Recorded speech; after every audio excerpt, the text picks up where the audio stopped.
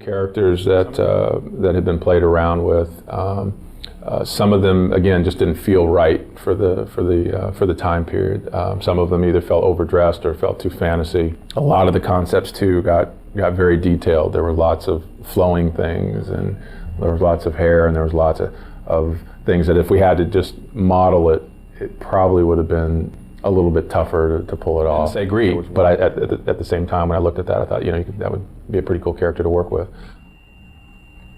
We went through images of the lone wolf kind of characters where you might have a hero with a little baby or a dog on his back. So just to kind of give something different, about the character and something that you can kind of relate to.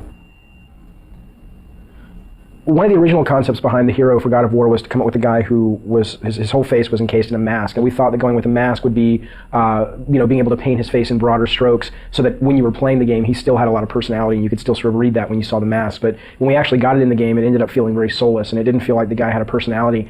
That was always one of the big elements that we were dealing with, and it was difficult because, we would often hear, "It's not Greek enough," and we're like, what does that mean? I'm using a actual, sometimes because we'd take it right from a Greek, some Greek sources, and it's very Greek. But I think what we really started seeing was, okay, no, it's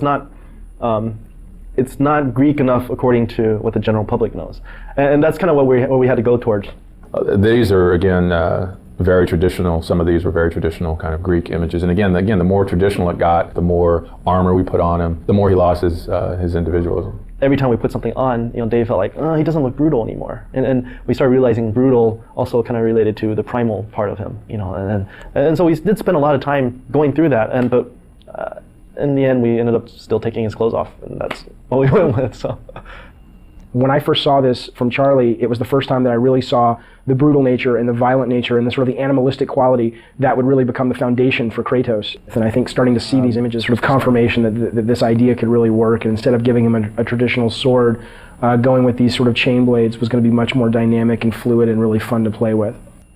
The main goal for the character in the game was always to create someone that looked really brutal and really nasty and really violent. Instead of sort of going down the traditional route of a iconic Greek hero with the plume helmet and the skirt and the toga and the sandals, we wanted someone who really made the player feel like he was being able to unleash his dark side. So the idea was always, how can we make him look more brutal? How can we make him look more violent and impulsive and nasty? And that desire always superseded sort of historical accuracy. So while you look at this guy and he may not totally feel at home in ancient Greece from a costume standpoint, I think he achieves the greater purpose, which is to give players a character that they can play who really does let them just go nuts and unleash the nasty fantasies they have in their head.